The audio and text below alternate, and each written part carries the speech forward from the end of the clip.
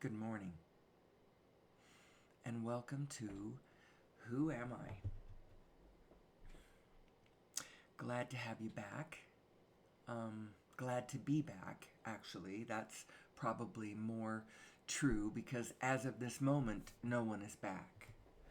No one was here in the first place, so how could they be back? In any case, I know that there will be listeners someday.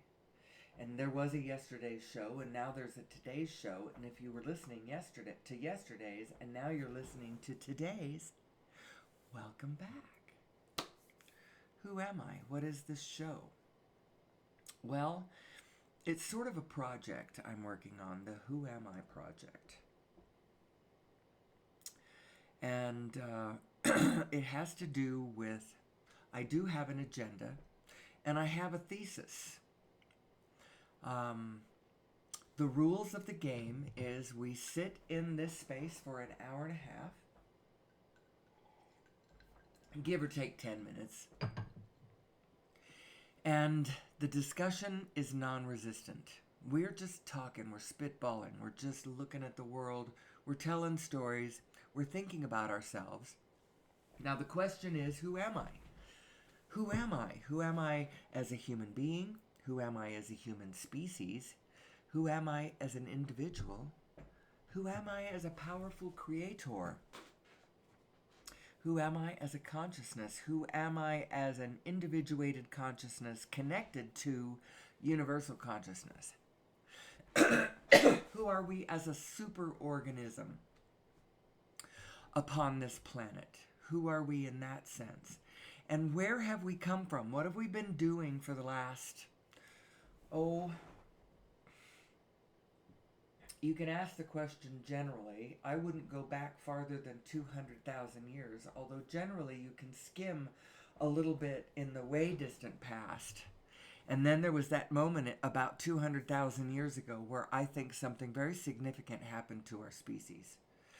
I think we were bumped up.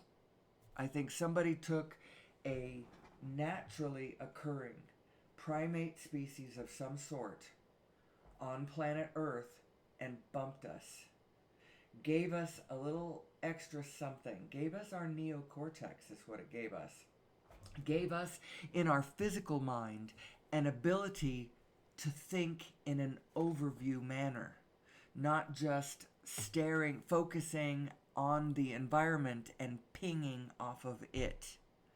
Because that is one thing, that is a way to be in this world, and most of the time it's good. It's what all the animals do, or to a greater degree or lesser degree, all of the animals do. We do it somewhat. Also, a bit of pinging off the environment. That's part of the mix. It's part of our minds. Our mix of minds include all of the lower ones that we came from. You don't trade in your lizard brain and your, mammalian brain. I'm going to have to show this slide now that okay, there's the neocortex there. 76% of the volume of this number I got from Greg Braden. I'm not sure where this number comes from, but I believe that in general, whether that 76% could be argued with or not, I believe that in general it is true that the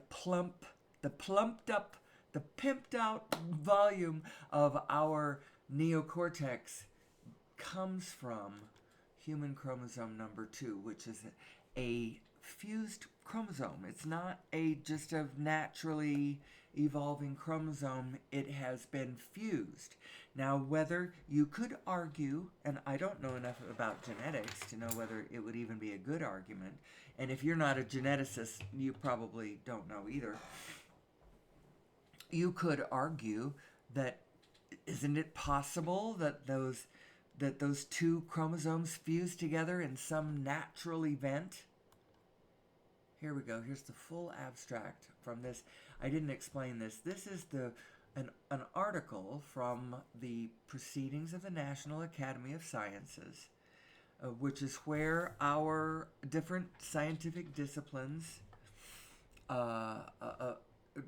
publish their work to each other, so that they can because only another geneticist is really going to understand the intensity of this nomenclature from within the genetic discipline. Here we go.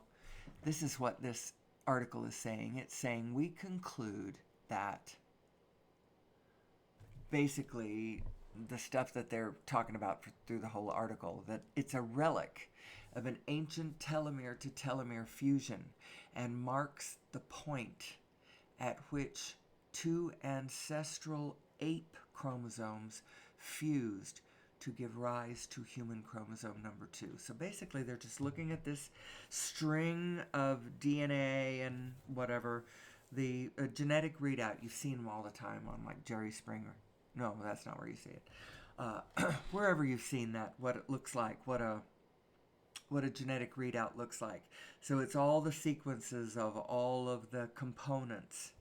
And basically when you look at it and when you analyze the sequences, you realize you're looking at two, not exactly identical, because there's been some redundancies on both sides of the equation clipped away. So it stabilizes the fusion. This is where I get this information.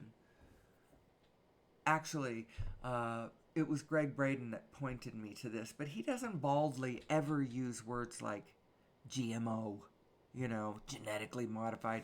And he actually, look at this, he says relic of an ancient DNA fusion of two ancestral chromosomes. He doesn't actually even use the word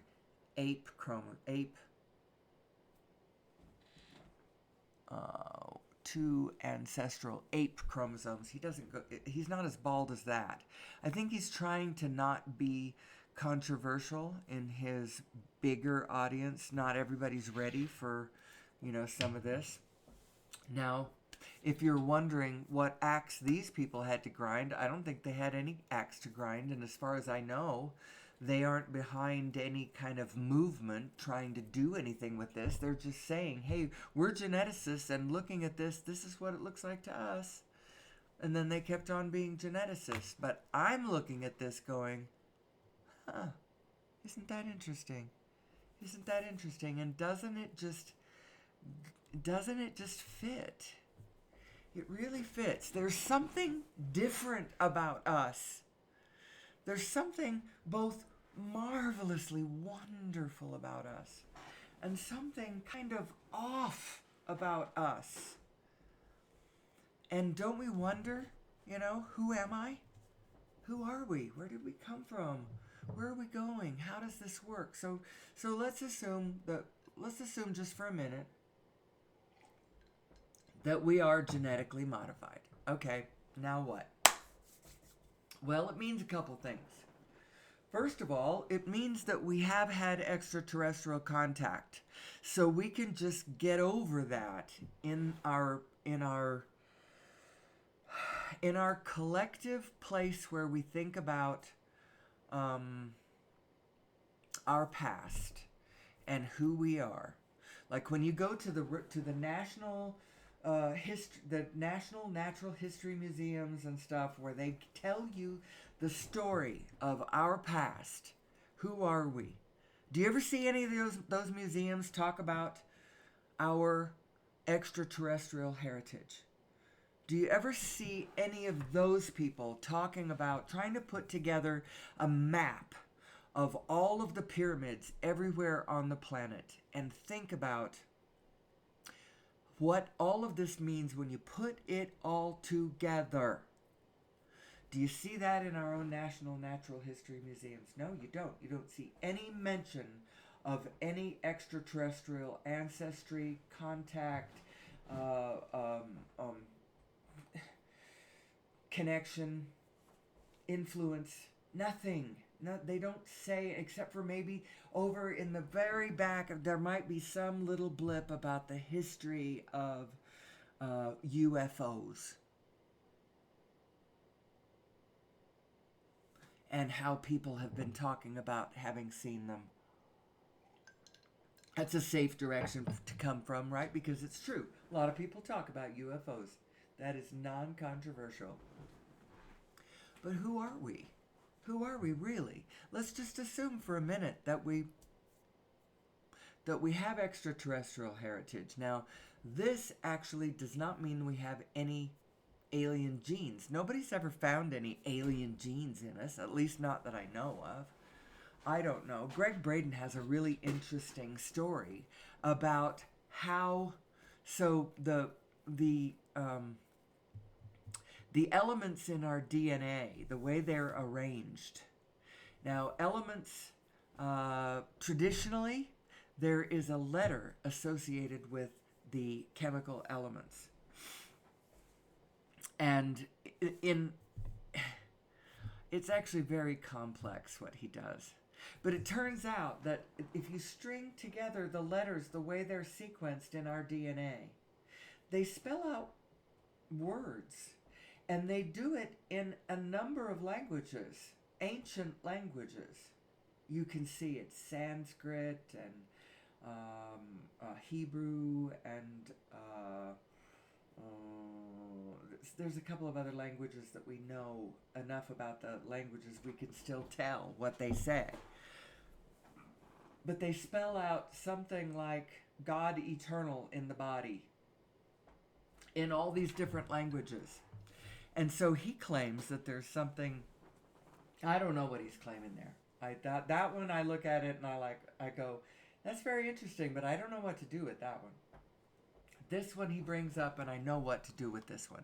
This one is basically saying that somebody came to this planet about 200,000 years ago. I mean, may have been here earlier than that, but around 200,000 years ago, they were here, and they tweaked us. They gave us this neocortex. They gave us our complex human emotions. And we need to understand the meaning of those emotions. Because, well, I just jumped right there. They gave us our neocortex, and the neocortex gives us the emotions. And the reason it does is this.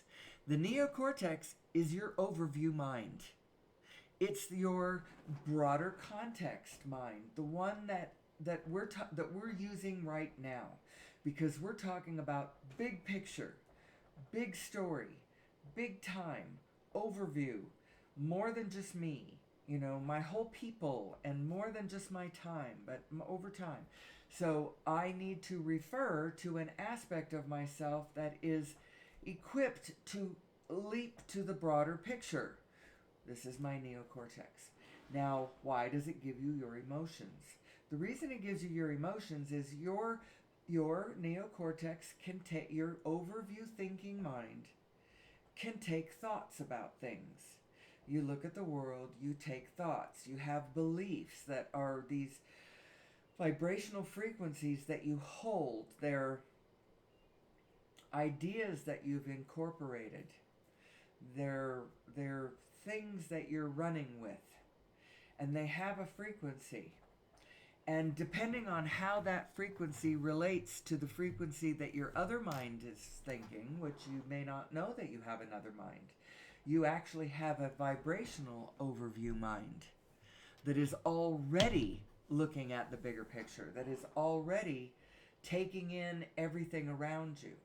Now, your neocortex adds a layer of awareness to this, a layer of consciousness to this equation that is special. We are special. And I'm going to just say that right up front. In this show, Who Am I? I'm going to say we as human beings are so special. So special. We are so amazing. We have so much potential. It is startling. It is heartening. It is absolutely glorious. And we aren't understanding it. And in our not understanding who we are,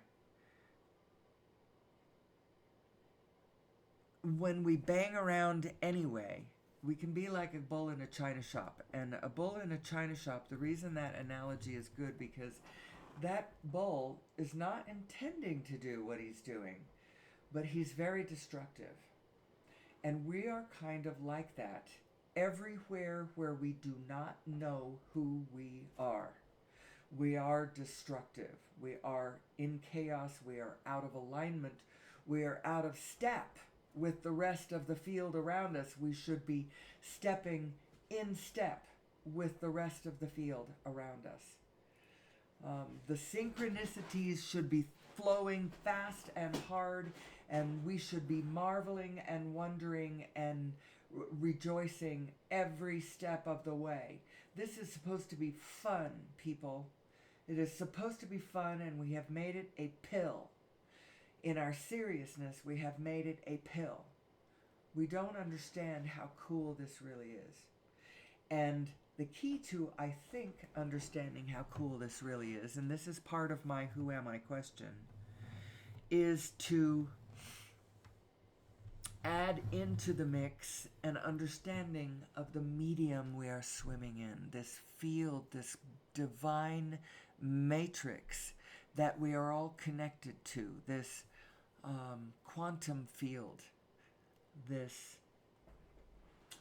what are other names for it?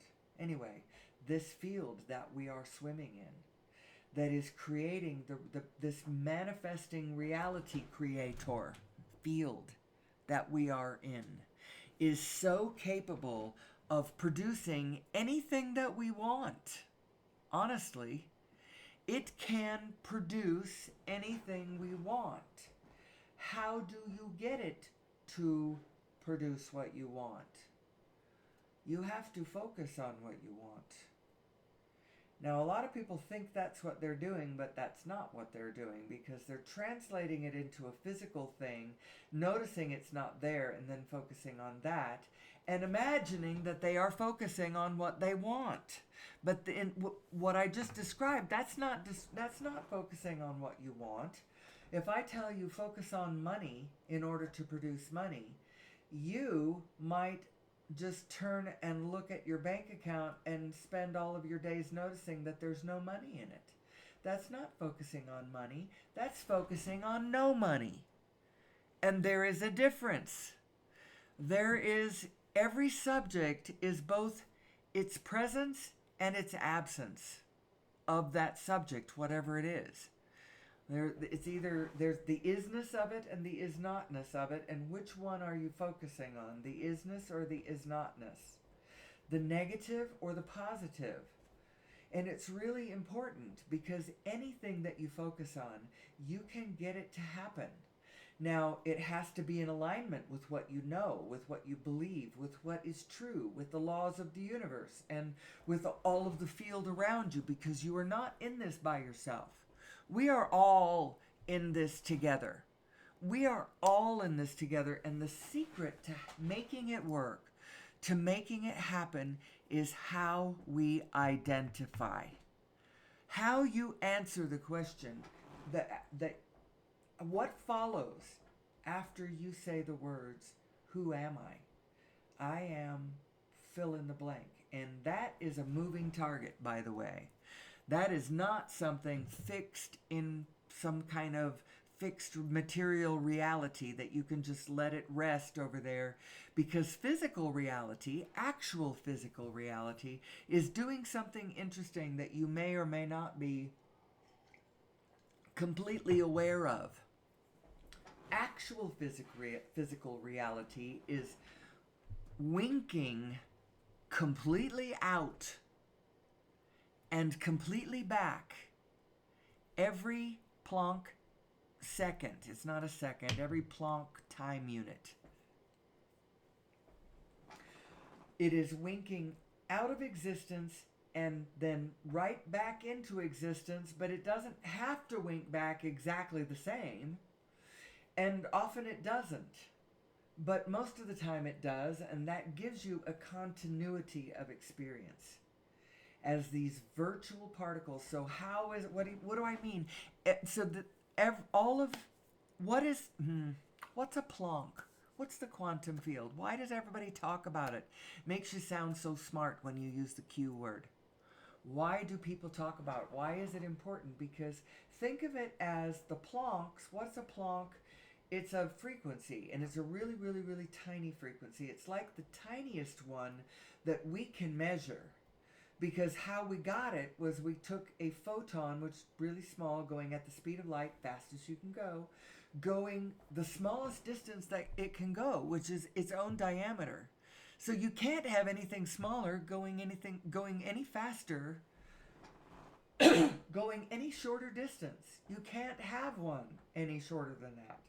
It's a Planck, and it's named for Max Planck, who's the one who came up with it. He came up with it. Go study the. Actually, if you follow the thread of everything that I have asked you to watch by way of the playlist that I have left you in the description of this video, you will have all the information that I'm trying to tell you, that I'm trying to put forth, so that you will understand how blessed we are, how cool the setup is, how we can fix all of our problems, which, although they are mighty, are all fixable. Every one of them is fixable, and we are, as a species, we're going to be okay.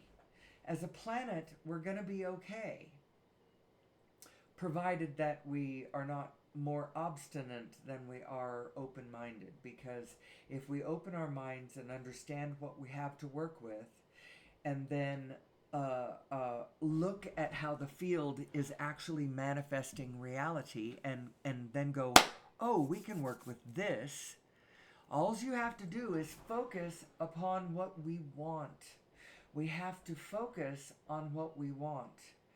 Focus on what we want, and then we will get what we want, because in the cosmic currency, the way you are focusing and what you are focusing on, your focus and your attention are the currency, the true currency of the all that is. And what is the all that is? Well, it is awareness of all that is. It is an awareness of all that is. That's what all that is. And isn't that interesting? Wow. Okay, so who am I, and how does this work? How does the neocortex cause my broader... How does it cause my human emotion? So let's answer that question. I have answered it many times before. And if you're a fan of the show, there's very few of you out there so far, although I hope someday there will be many. I hope you will be legion at some point. I would like to have a few thousand of the world's brightest and best somehow find me. That is what I want. That is what I hope and pray for. It is not my business to keep track of who is finding me. Law of attraction will connect us. It is my. I have faith that will happen. Now, it's going to be bumped along the way. At some point, somebody is going to think about something, and they're going to help me, and they're going to help me, and they're going to bump it and bump it and bump it, and the next thing you know, I will be connected to 1,000 of the planet's best and brightest, who are truly understanding who we are and what we are capable of doing. We can fix this. We just need to understand who we are. And the more that I beat this drum, and the more that I talk to myself for an hour and a half every day in this vein and in this topic, of course, what I'm actually doing is starting to realize it myself in a deep, deep way. Oh my God, we can fix this. So what is it that I'm trying to fix? You might ask. What is it that is making us sad? What needs fixing? Well, first of all, you gotta know the world is not broken. So anytime you start thinking, oh, the world is broken, it causes you to turn towards it and evoke, it makes you go into a state of negative emotion.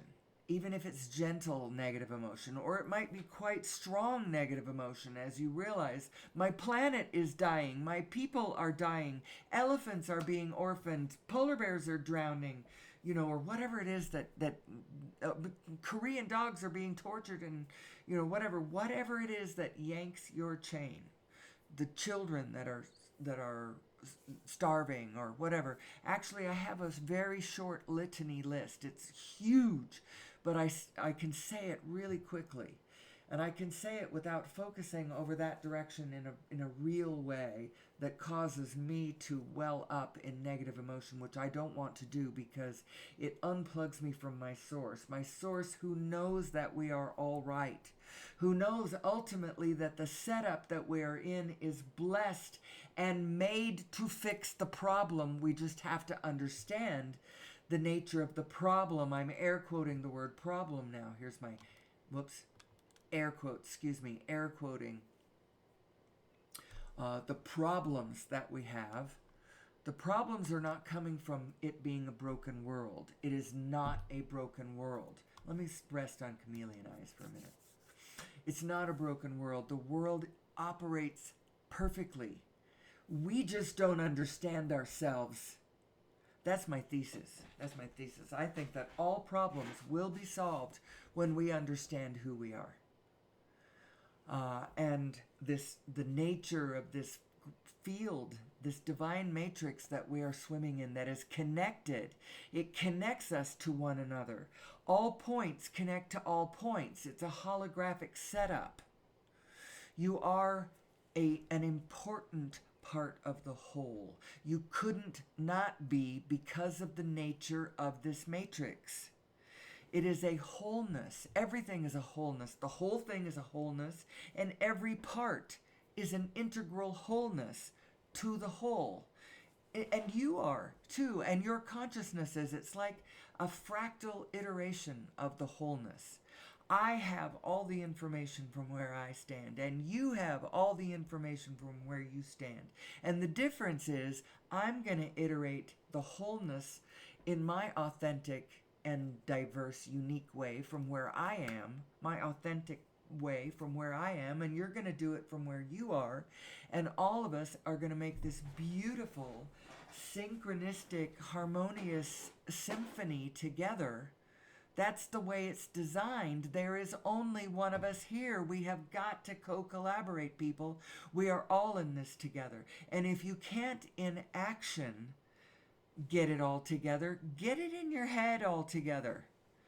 Because, all people who might hit the streets with a sign in their hands going, we are one, let's act like one, we are one. It's like, you don't have to do that, and we don't really want the groupthink and the lockstep. The groupthink and lockstep is the problem aspect of this, people. You want to know that we are all one. And then be your authentic self from wherever you are. Only you can do it. You are the only one who can play the cards from your position on the grid. You're the only one who can do it. And no one can call it for you, because the vibrational frequencies, the way they resonate from where you're standing and the life that you have been living in, the continuum that you are, is absolutely unique. No one can call your vibrational position from a different vibrational point on the vibrational grid. You just can't do it. And what we have been doing is we've been inventing things we call laws. Just general rules. It's like, this is how it works in physicality. This is how it works. So when this happens, this is what follows. So if you do this, this is the consequence. And if and everybody has to get together and combine in this way. And this is what the structure of this is how we decide who is going to be the ones who, the law, we have outgrown the law. We have outgrown the law, and we need a better way. There has always been a better way. But until we were at the point where we understood who we were, it wasn't possible to find uh, the law was the best thing we had. And we should still have laws, but we should have spirit understandings that supersede those laws. We should never be able to, we should never be working on the letter of the law, trying to, you know, it should always be the spirit. The spirit of everything is the only thing that really matters. And we have not been in a position where we could understand the spirit. But we're now in a place where we're going to have to. We're going to have to understand the spirit, or we're going down, and we're going down hard, and we're going down ugly and painful. And we are such a sweet, wonderful species, having so much fun in the world. I'd hate to see that happen, because it's absolutely not necessary. And it's way easier than we have been imagining that it is. That's the key, isn't it? When we saw it as a quantum leap, we couldn't make it. But now, if you see it as the next logical step and the next logical step and the next logical step, and you can see the path stretching out in front of you, all of a sudden you go, oh, I know how to get out of this. So what out of this am I talking about? Well, the litany of woes that plague mankind are, I'm just going to state a handful, but it's a big thing. It's not nothing. However, we can do this. We can do it, and it's really not going to be a problem. I'll tell you how in a minute. So what are the problems? 6 mass extinction. I say these every day. 6 mass extinction. Growing deserts. World poverty. War. Starving children. Garbage island. Global warming. What else? That's enough right there. If that's all, planeticide, us going extinct. Well, I don't know if that's debatable. There's plenty of us right now. But unless we find a way to be sustainable, we won't sustain. Do you understand how that concept works? If we can't find a way to be sustainable, we will not sustain. We cannot keep it up. Right now, we have to hog all the food to ourselves. We have to hog all the land and all the water and all the everything. And even so, we're befouling our nest right and left. Murdering each other over resources, you know. Because I don't want to live in the crap place. Do you? I want to live on the private island with the $1 billion yacht that, you know, or the helicopter access, or, you know, whatever. Actually, the $1 billion yacht has helicopters. So, how do we do this sustainably? Well, first of all, we have got to line up our thinking minds with our broader perspective minds that knows how to do this. And you know what? It's not that hard to do. So let's go back to this picture. This is my picture. If you know me and you know my show, this represents to me your two minds. Your source mind, which you may not have realized you had a source mind. I didn't really realize how clearly we have a source mind until I met the teachings of Abraham Hicks. And she talks all the time about this inner being. Now, there's a lot of traditions that understand the inner being. You know, my own tradition that I came from, I rejected it 50 years ago. Or I freed my consciousness, my mind itself. I extracted it from the structure of the template, you might say, of my religious background. And it was a dark night of the soul too, by the way, as I was so worried. You know, what happens if they're right? I'm going to hell. And it seemed like really scary and dangerous, but then I was free of it, and then my mind was just open, and then I didn't have any prejudice or template about what I should be doing, and so I drifted, and I could tell you my whole story, but actually I want to say this bigger thing. So I at this time I do not want to go into my individual who am I specifically story, but I did have a, I opened my mind when I was younger, and my mind is very, very, very open now. I try to be as open as I possibly can. I'm sure I still have prejudices, we all do, but I have tried to, wipe it clear. So, even my own religious background, as a matter of fact, they called it the Holy Ghost. But they talk about the still small voice within and its guidance and understanding how to obtain its guidance. Basically, what it's talking about is your source mind. It's saying that inner being is your source mind. And it is not just a mind. Think of it as a spinning disc of attraction. It is. It's a spinning disc of attraction because everything is spinning. Everything is spin. All motion is spin in some form or another. Now, just look around yourself and all of the objects and people and things around you. All of the fact that I'm moving differently than my desk is moving, than the floor is moving, than the people are moving, than the birds are moving, than it's because all of us are spinning at different speeds, at different frequencies. It's all spin though. All motion around you is spin.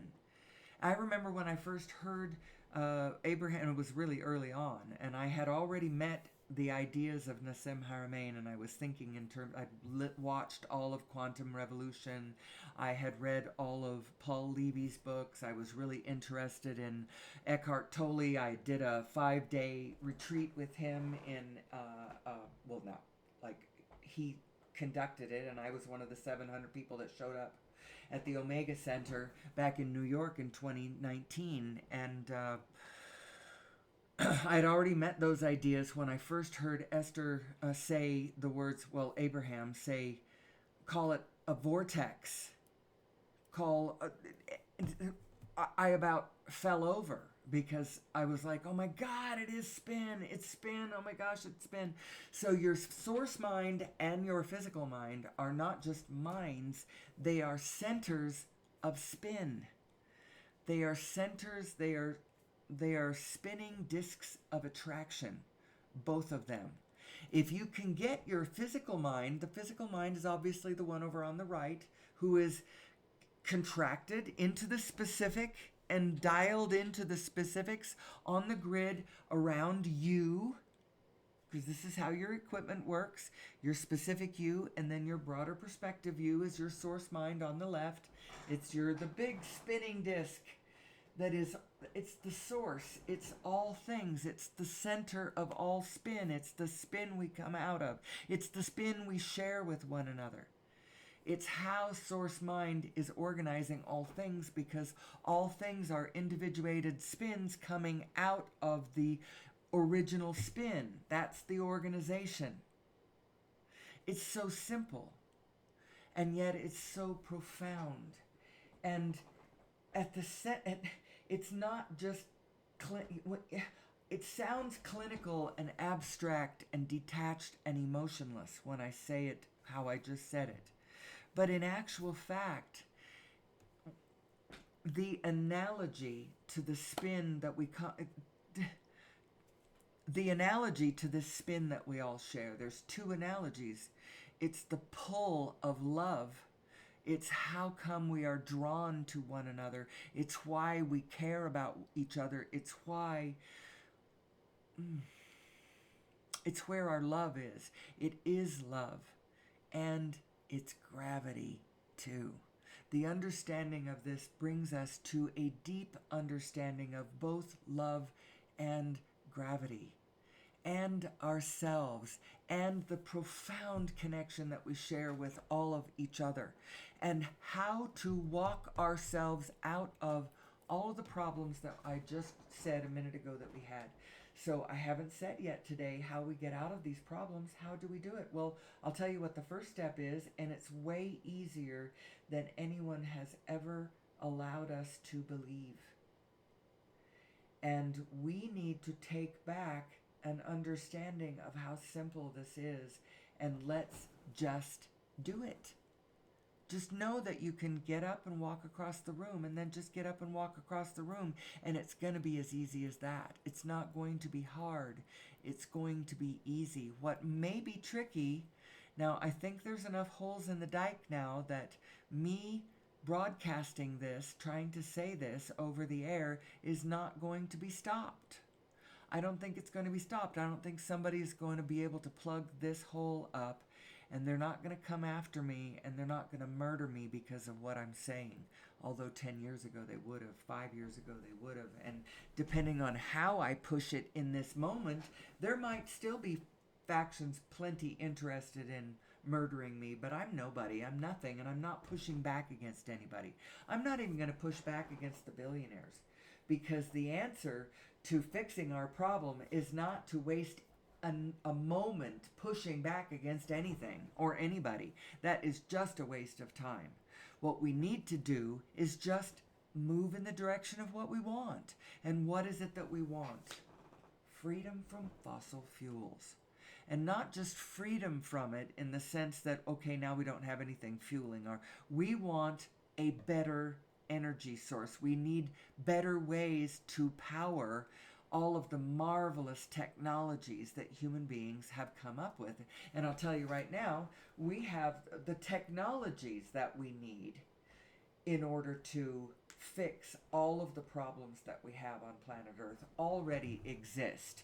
We can already resequester carbon back into the ground. We can capture it and resequester it back into the ground. The problem is it takes a lot of energy to do that. And when you use fossil fuel energy to resequester carbon, you're actually going 2 steps forward, 3 steps back, or 1 step forward, 2 steps back, however you want to fix. It'll get dirtier, not cleaner, because of the way your carbon footprint on that energy that you had to use. So we have the ability to resequester carbon, but we need a carbonless way to power that technology, or it might as well not do it. We can desalinate ocean water. And we could have in facilities desalinating that water and flowing it directly out into desert landscapes, and we could rebloom the desert anywhere we wanted to. All coastlines, the Chilean coastline, there's the place along Chile where you're right next to the ocean, but you're right next to the desert, and it's just dry. Well, right there, you could have, anywhere along there, you could put desalination facilities and bloom whatever desert you wanted to, anywhere. If you had clean, free energy. Now, how do you get clean, free energy? Because solar energy ain't free, and it's not actually all that clean. When those solar panels expire, when they are obsolete or all broken or whatever, they got to go to a junkyard, and they're toxic. There's all kinds of terrible things in there. Electric cars are not... The lithium batteries, the lithium mines are toxic, horrible. There's all kinds of... So none of it's clean or free. Wind power is not clean or free. God knows nuclear power is neither clean nor free.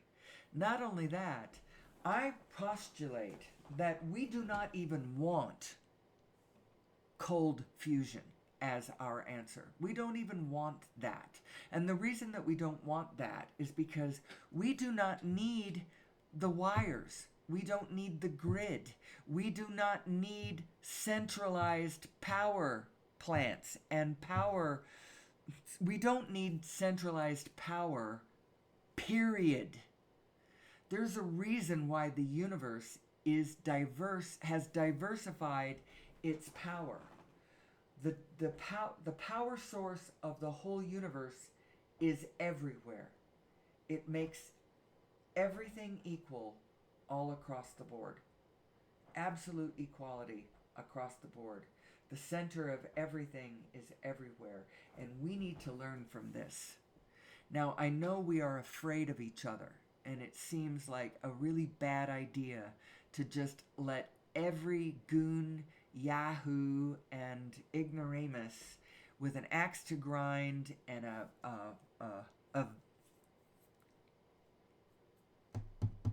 a bone to pick or whatever to have clean, free, unlimited energy. And that's true. That's why I think we have not gotten where I think we're going yet. Because I think that our consciousness has to rise first. I think we need to have a clearer understanding of who we are first. And then we can have it all. Do you understand how cool we are? How cool this universe is, and how absolutely possible anything is. We just have to know who we are and foster the ability to focus more on what we want than on where we are and what we've got. If you keep focusing on where we are and what we've got, we will just keep staying where we are and getting more of what we've got.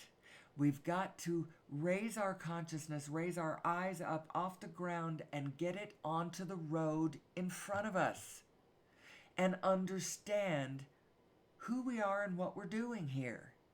What are we doing? Well, I think we're here, now the object of the exercise is to understand who we are.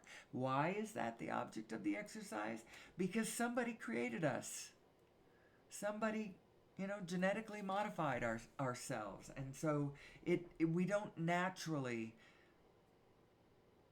lock on to our source mind. We have a tendency to believe our physical minds. Certainly since the scientific revolution, some 350, 400, I don't know, it depends on how you gauge it. Was it Galileo? Did it start in the 1620s? In that case, it was 400 years ago. However long you gauge the beginning of the scientific revolution. But what happened in the scientific revolution is that the church, who had control of our lives and they were the social control, they were the law, they were the arbiters of reality, they were the ones who said this is what reality is and this is what you need to do in order to succeed. Believe this, act this way, and you will be saved, salvation will be yours, or whatever. And the things that they were saying were not jiving with reality, and they were so strict about it that rather than, if they had been an institution that when Galileo noticed that the moons of Jupiter were going around Jupiter and not concentric spheres, not rotating on concentric spheres around the Earth, and you could tell that they weren't by empirically observing it with his telescope that he had invented.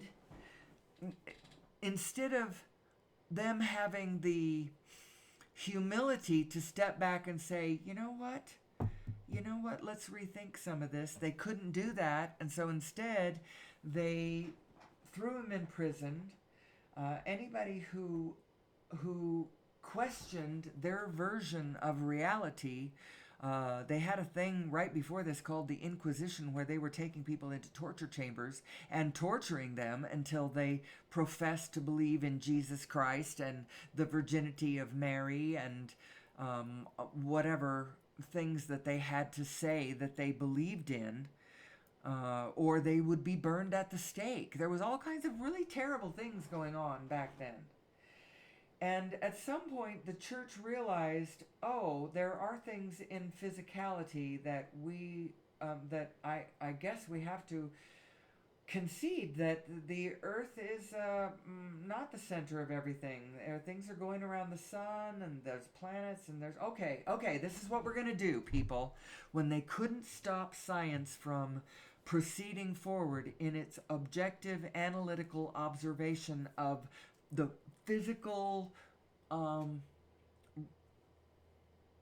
world, the way it worked, when they realized they couldn't stem that tide any longer, then what they did is they said, okay, we'll divide up the world. We are still in charge of spirit. We still know all about God and angels and invisible forces and things like that. That's what we're going to be talking about.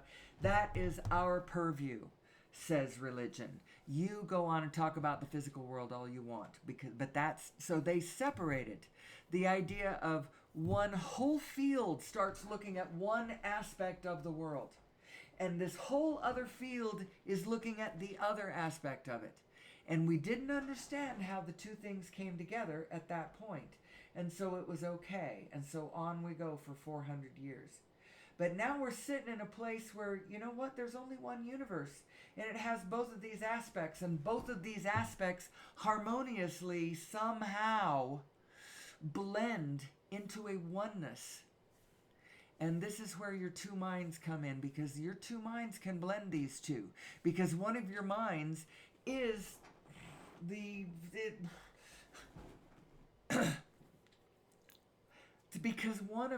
because it's like your source mind is religion, and your physical mind is science, and the two of them are one mind. You have to. So how do you do it? Well, what has to happen is the physical mind has to bow to the source mind. The physical mind is not the one leading the way. The physical mind is not the one who knows the answer. But your physical mind can get into alignment with the answer, and to a certain extent, the physical mind can begin to understand what the source mind is doing. The physical mind just has to know that it's not leading the way. It's a secondary organ. It's the brain in your head. The other one is the you, the vibrational you that is connected to all the universe. Which one of those do you think knows the answer? Well, I think it's the vibrational one that is in touch with all the rest of the universe. That's what I think. And so let's talk for a minute about what your emotions mean. Why do you have emotions? What are your emotions? What are your negative emotions? What are your positive emotions? Well, you have these two selves within you. And when your small, physical, conventional, expirational self, when your physical mind takes thoughts that resonate with the kinds of vibrational frequencies going on in your source mind, that knows the true nature of your broader perspective. When you think thoughts, big thoughts that resonate with the big thoughts that you're that feeling, it feels so good. It's passion, it's joy, it's, at the very least, it's satisfaction. So here we're going to go to the emotional guidance scale. This is the spectrum of your emotions, and they run from the deeply negative up to the kind of neutral nothingness of boredom, and then into contentment, and then up from there, hopeful, optimistic, positive expectation, enthusiastic, eager. Can you feel it? Passion, joy. Can you feel it? So that's, and then when you go down the other way, boredom, pessimism, frustration, overwhelmment, discouragement, doubt, worry, blame. Actually, I read that wrong. It's disappointment, and discouragement is a little bit later. You can start feeling the momentum, anger, revenge, hatred, jealousy. Now you're stewing. Jealousy is one of those things you just stew in, and it can really rankle. Anyway, that's momentum. You're looking at momentum, the building momentum of negative. What builds the momentum of anything? Resting in a thought. Because law of attraction will hand you another one just like it. Just like it in the sense of it will be of a frequency that matches it. If you were in an angry place, there will be a thought that resonates with that angry thought that will join it in another 15, 16 seconds. And then, so now it's doubled. Now you're sitting both of those, and you're thinking, and now 15 seconds later, that doubles again. It does not take very long before you are off and running in a negative momentum that you may have a hard time bucking. As a matter of fact, you will have a hard time bucking depending on how good you are at building these negative momentums and how good you are at quieting them and letting positive momentums build on their own, because they actually will. You have, if you notice this picture, that source one is way bigger than that other one. Your source mind includes way more than just you. It's in touch with everything around you and deeply, passionately, consciously interested in the goings on and welfare of all of the immediate beings around you. So it's way bigger than just you. And it's interested in all kinds of things that benefit all of us. All kinds of ways that we could be intertwining with one another and co-creating with one another that would be so fun and interesting. But we're all locked off in our own little... We don't even understand that we are in this together with other people, let alone all the other non-human beings that we should be co-creating with joyfully and playfully and to the glory of us all, to the glory of the allness, actually.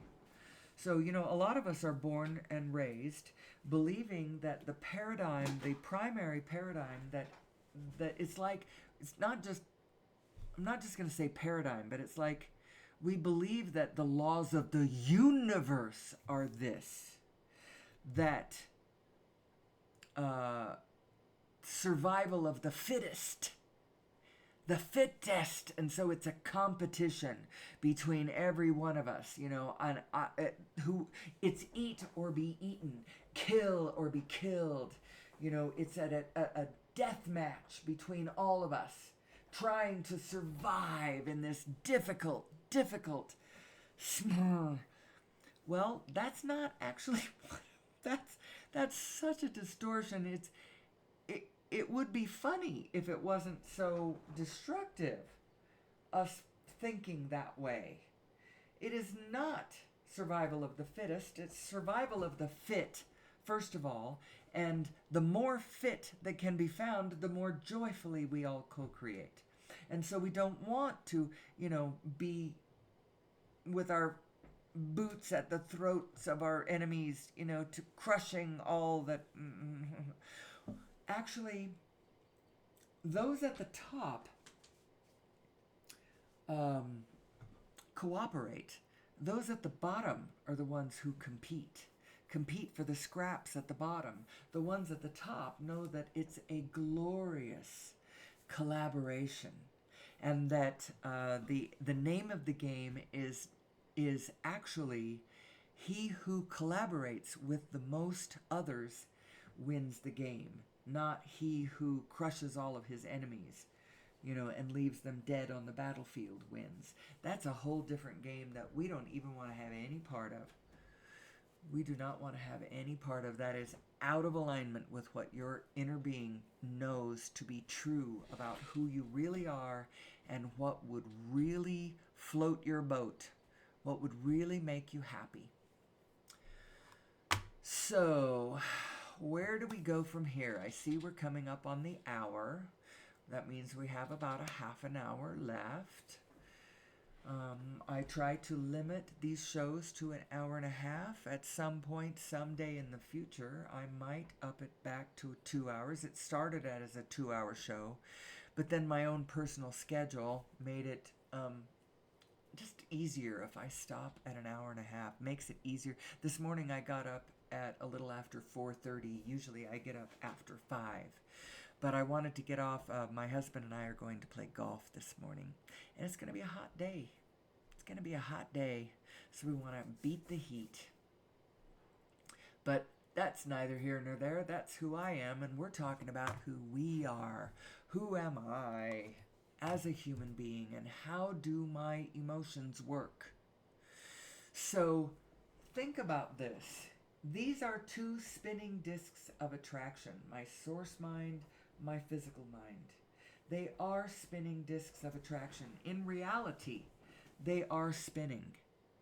Everything is spinning. All is spin. And somehow, it's really cool, but if you line these two selves up so that the center of one is over at the center of the other one, and you are now walking hand in hand with your source mind, who truly knows in physicality who you are and where you are going and where everyone is around you that you would like to rendezvous with, that you would like to play with, that you would like to co-create with, that you would like to whatever. Your source mind knows where everybody is and what they are doing, and because it's all spin, it's all connected spin. It's like, well, it's spin. I don't know how to tell you how any more than that. It is spin, and you need to get your two spins in alignment. How do you do that? Simple. First of all, you can boil it down to its most simple. Care how you feel. Care how you feel emotionally, because it's actually not the conditions around you that are causing you to feel negative emotion. Although you are, in a way, you are allowing them to cause your negative emotion. They aren't actually what's causing your negative emotion. Your negative emotion is being caused by the thoughts that you are thinking. The thoughts that you are thinking are producing that sensation that you're calling negative emotion. And since you don't care how you feel, instead of letting go of that thought and grabbing a different one that felt better, you think that the physicality is primary. And so you hold on to the feeling because you don't think it's allowed to let go of the feeling, because the physicality is primary. And the feeling is just marking how you feel about that physicality, which is primary. I'm going to tell you right now, the physicality of it is not what's primary. The physicality, there is a physicality to it. I'm not going to say that everything's an illusion. It's not all an illusion. There is a reality out there. But your primary, how do I say this? The vibration is primary. It means the vibration comes first. The vibration is first, and then comes the manifestation. It's not the other way around.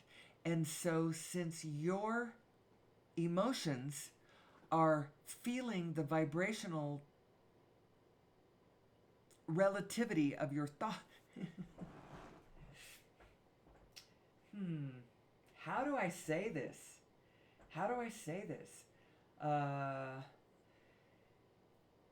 Pay attention to how you feel, because your feelings are your inner beings giving you guidance. Either your inner being is saying to you, let's think about it this way, your inner being is saying to you, when you in your small physical mind, trying to understand the world around you that your source mind already understands, you're grasping around for thoughts, and you take thoughts, and then you think them, and they feel different ways. The way they feel is your inner being saying to you, warmer, colder, warmer, colder, warmer, colder. Now, how is it saying warmer, colder? It's saying warmer, colder by way of, that thought feels bad. Spit it out. Do not be willing to think a thought that feels bad. You can think, you can still think about the same subject you're thinking about. You don't have to take such a nasty thought, such a bad tasting thought. Take a different thought. There's no guarantee that the thought that you have taken is a good thought just because it appears to your physical mind to be true. And you're like, well, I have to think this thought because it's true. I can see that it's true. Those people are being mean to those people over there. And so those people that are being mean, they're bad people. I know that. I can see that it's true. But say you've taken a thought like, those are bad people. And now you're balled up in anger about these bad people who are doing bad things or whatever. And the frequency of that thought is so off from what your inner being is just busy knowing how everyone is doing their best. Everyone has guidance that they are either listening to or not listening to, and when they aren't listening to it, they are suffering for it, absolutely. But we are all integral parts of the whole that need to be heard, that need to be added in.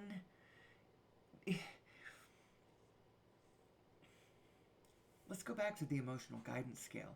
The problem is, let me tell you this right now, the problem is that your source mind is relentlessly loving, relentlessly kind, relentlessly positive, joyful, and eager about everything.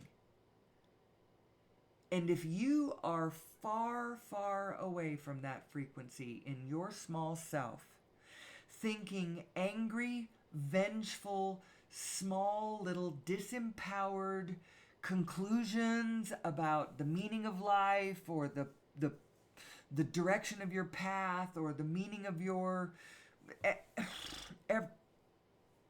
all of that, if that's where you are, then the vibrational discord between your two selves who must blend, they are blending, either they're blending chaotically or they are blending smoothly, but those two selves, you're connected to that positive self. That positive, loving self, you will never escape her. Try as you might, going into every dark hole that you can find, disempowering yourself, claiming that you are a victim, that you have no power, that you are all alone, that your life means nothing. You can go down every rat hole. Excuse me. Kind of thought like that you want. But you will never shake the relentlessly positive self that you really are. And that's why you feel so bad. You might think that, hey, she's relentlessly positive. Why can't I feel the positive? It's because you keep determinedly taking thoughts that are negative. You gotta stop it. You gotta find a way to shut down your negative mind, because your negative mind don't know jack shit. What she's doing for you, your negative mind, is doing something that's so obvious she doesn't really need to do it anymore. She's showing you what you don't like. Okay. That's fine. Actually, let me regroup here because I'm not sure exactly where I'm going to go with this next. I have more pictures of this emotional guidance scale. I have this one. I don't usually show this one. But this has some more, it shows a downward spiral and the upward spiral. This one shows it in a continuum between the lower and the upper. All you really need to do is get your negative mind to be quiet, because your negative mind is just your fear talking. It isn't really talking about anything that is. It's actually warning you about all the things that aren't, all the things that you don't want. But you don't want to listen to her, because in order to truly be safe, in order to truly go where we want to go, we have to follow the light of our inner being going forward, we can't stop transfixed staring at all the threats that immediately surround our physical persons. That's not how you make yourself safe. Follow the guidance of your inner being. Care how you feel. Care how you feel. Don't be so willing to rest on a thought that feels bad when you think it. Like something like this. You say, I'm alone. And now you start resting in that one. And it feels bad because in the way you mean it is you want people around you and there's nobody around you. You want help and you got no help. So you look around you and you say, I'm alone. And then you fixate on that. And you start thinking about all of the ways that you have no one to help you and no power at all and no company and no all that. And as you focus there, it turns out that the reason that feels bad is not because it's true, but because it really isn't true. You are part of the morphogenetic field of humanity, and you are giving out a signal that all the rest of humanity is actually responding to in its own way. And we would all do this really clearly if we understood how this worked and we understood who we really were. And we quit trying to push against each other when we were out of alignment. We would help each other when we were out of alignment to get back into alignment, to find where our true, loving, kind, connected self really is. Because when we are being destructive and hateful and ornery and destructive, we are actually not being ourselves. We are out of alignment with our true selves. Our physical selves has gone out of alignment with our source self. And that's what's causing all of the havoc in our lives. It's also creating a lot of drama that human beings actually enjoy the drama. Now, as it turns out, I think we have gotten to the point where even if we start generally getting back into alignment, there is plenty of drama. Plenty of drama going to play out, but it's going to play out. It's like that part of the movie where all of the really bad stuff has happened. We've had the Holocaust. We've had World Wars I and II. We've had, we are killing the planet. All of the bad stuff is in place perfectly in the movie. And now it's time to turn the tide. And doesn't that feel good, as all of those things that were out of alignment, that they set out of alignment all through the first 3/4 of the movie, now it starts lining up and flowing and clicking in, and all the ornery ones are getting their big slap in their big bite of a reality sandwich and slap in the face, and all of the people who were faithful and who knew what was going on, things start turning and they start going their way, and the next thing you know, the movie ends, and you get up and you feel so satisfied. This is that point in the movie. We are there. We are at that point in the movie. All of the bad shit has culminated. We are there. We are ready to turn this around. And how do we do it? Okay, this is the time in the movie where in my show where I should be telling you this.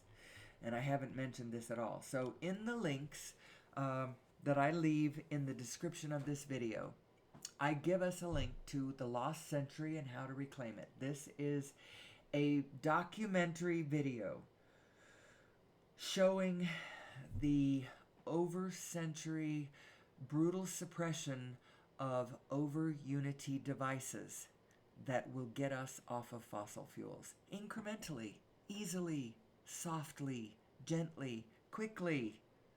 Just call for a national call for genius. Have people understand we can get off fossil fuels. And the getting off fossil fuels will clean up the planet.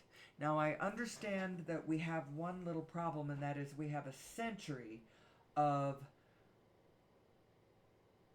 infrastructure that we have built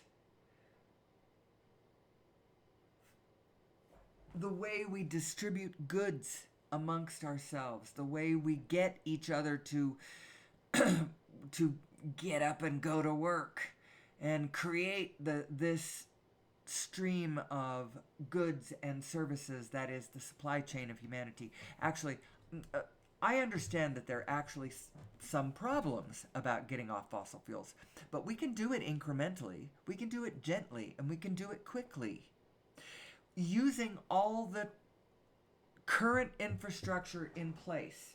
Now, yes, it's going to displace people in the fossil fuel industry, but that's okay. We could make it okay. We could figure this out, how to do this. A source needs to help us do this. Anyway, I don't want to get too far in the weeds. I realize I want to talk about stuff specifically, but then it opens up and then I see some problems and now I'm in the weeds and now it's like, okay, well, fine. Let me pull back to the general. Let me keep talking about this list that I've got of links. This is like my playlist, my mixtape for humanity.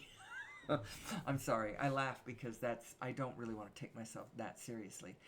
The next thing is the link to the paper. No, it's not the paper, it's the video that explains the paper, The Origin of Mass and Nature of Gravity. 37-minute YouTube video. Very dense, very... the mathematics works. And if the mathematics works, then the technology's gonna work, by the way. And that's what happened with quantum physics. The mathematics worked from the 1920s.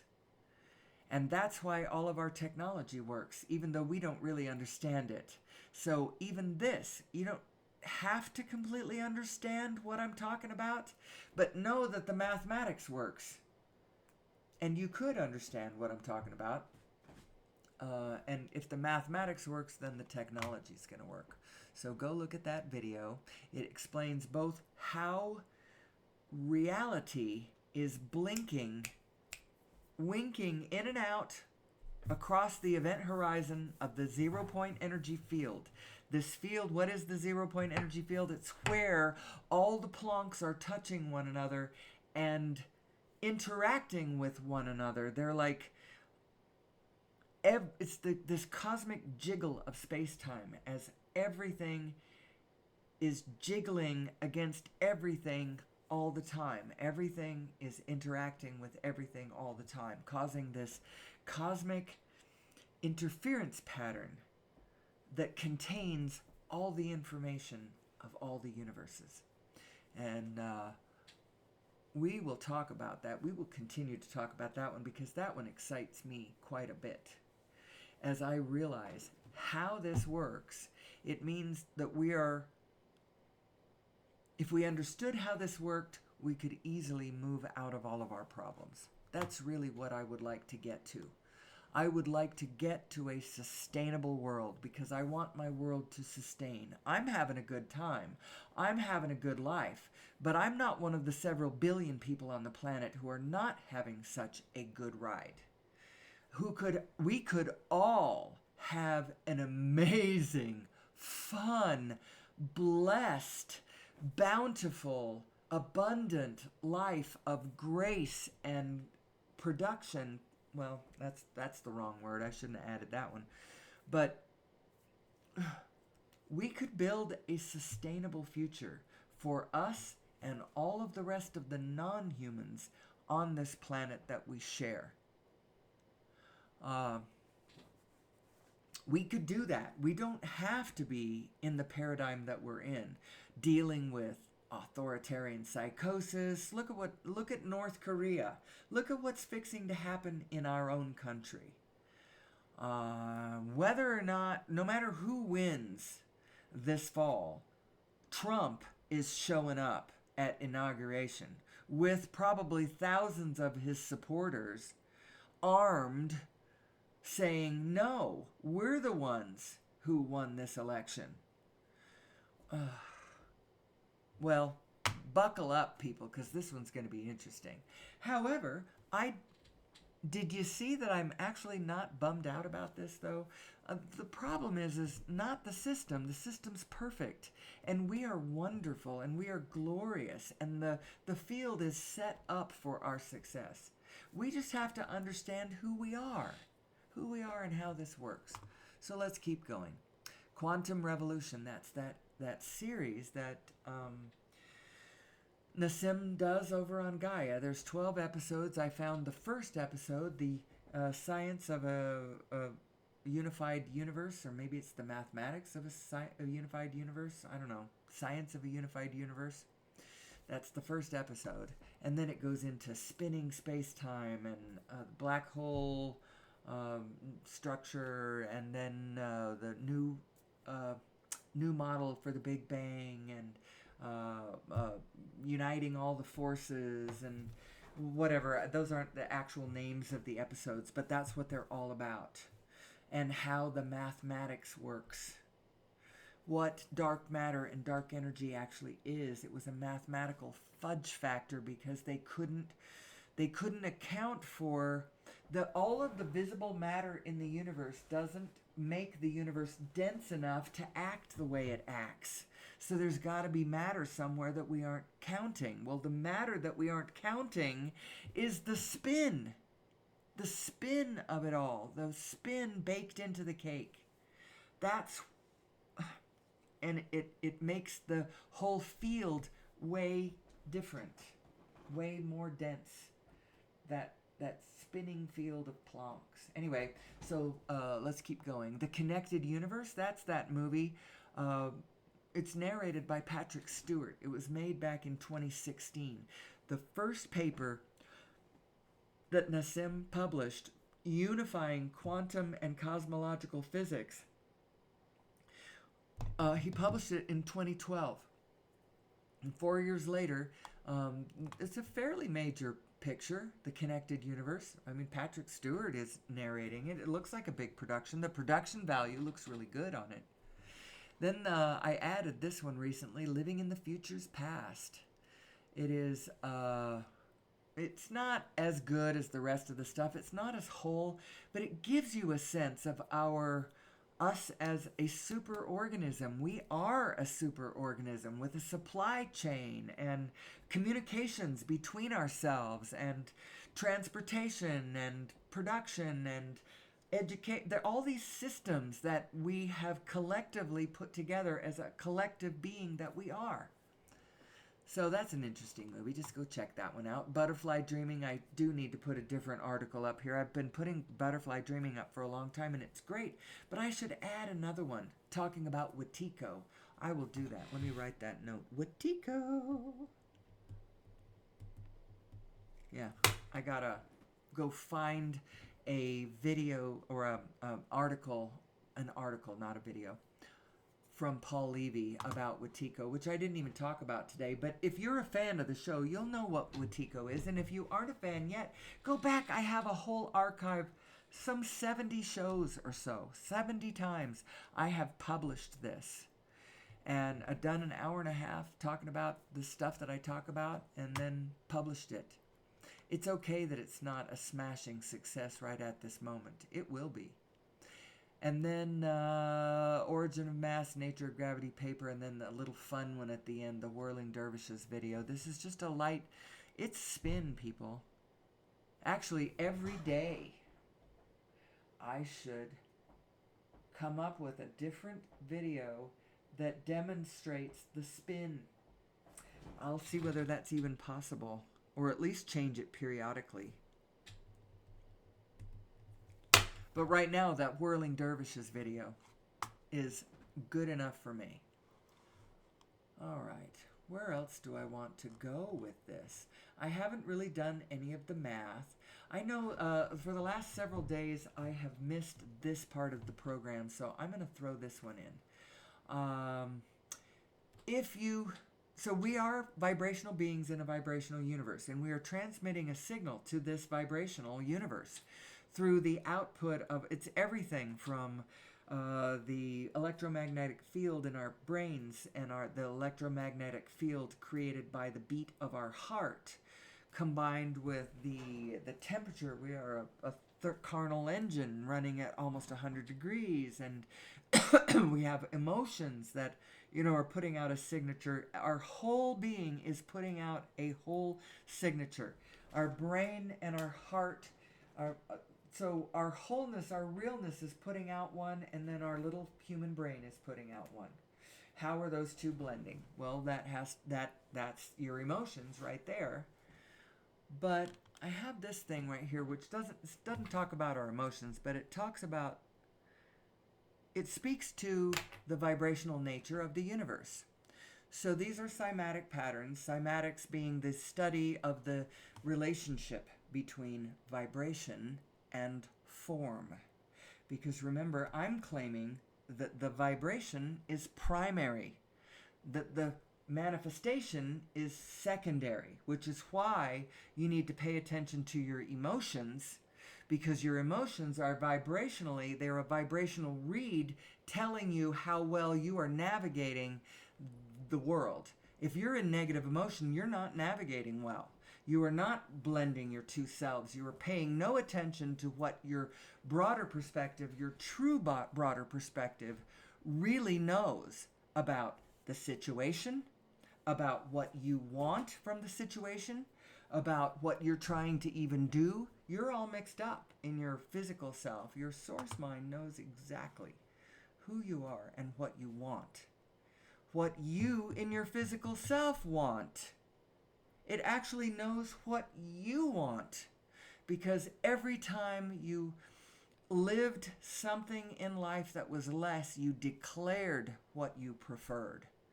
You have a bad marriage, you prefer a loving, kind marriage. You live through war, you prefer peace. You're in poverty, you prefer abundance. Your inner being knows what you want. Knows you want freedom and joy and co-creation and fun and relationship and abundance and comfort and creativity. It knows what you want. Follow her guidance. So anyway, cymatic pattern. These cymatic patterns have been created by some sort of digital device, but originally the whole field was.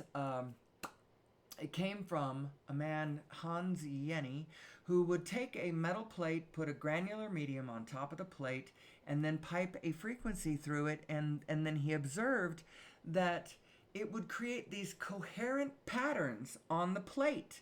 They would all just kind of dance into a coherent pattern. Make that frequency higher, and that pattern would not only change, it would get more complex. Now, if you want to understand the world, we are living in a time where our vibration is changing, and so our world is changing. People don't like change. They like to cling to the forms, the old forms, but instead of clinging to forms, how about cling to vibrations? Cling to feelings. Cling to feelings that feel good. Oh, by the way, upper right and lower left, you can see that's a black metal plate, probably metal, a black plate of some sort with some kind of light colored golden granular medium on top of it. That is what he used to do. Upper left and lower right, those are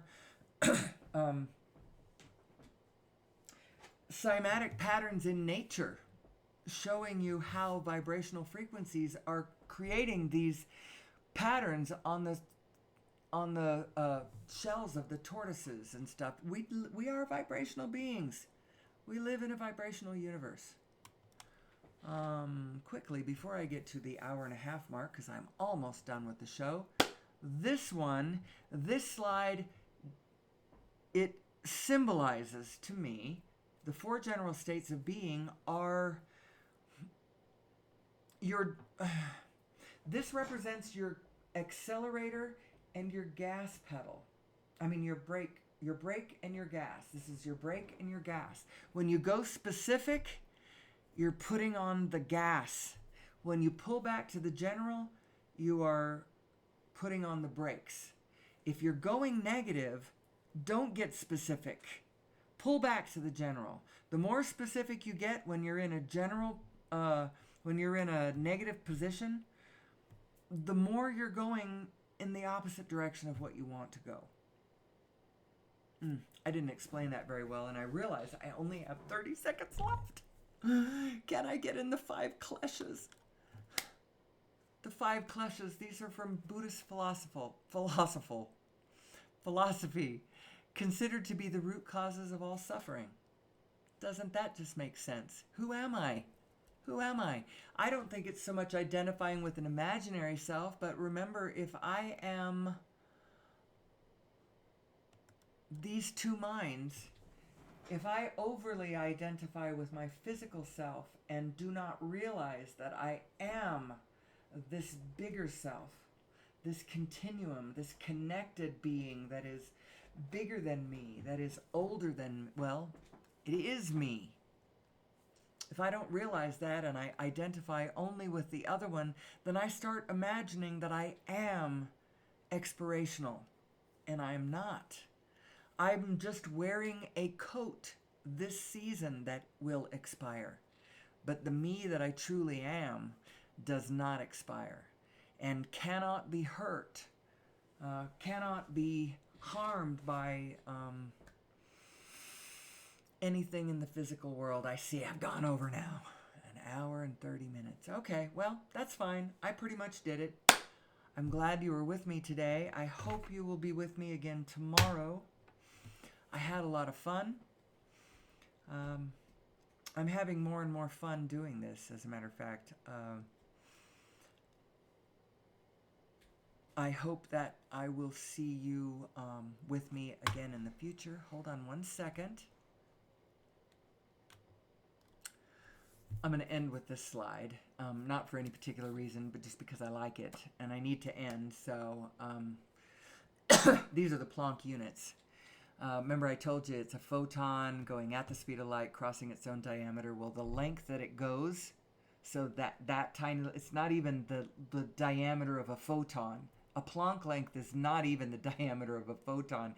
It's the length that you go when you are a photon going at the speed of light, trying to cross that diameter. So a Planck is really, really small. That time that it takes, that's the Planck time.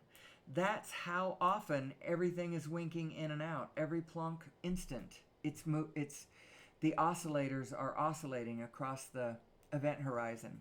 And then the Planck mass, that's the mass and energy have an equation, E equals mc squared. So there's a little bit of mass associated with that bit of energy. Anyway, so with that, I'm going to leave you. I hope I have left you wanting more. I'm going to leave you with this thought. If we individually at first, and then more and more generally as it will catch on, because coherence is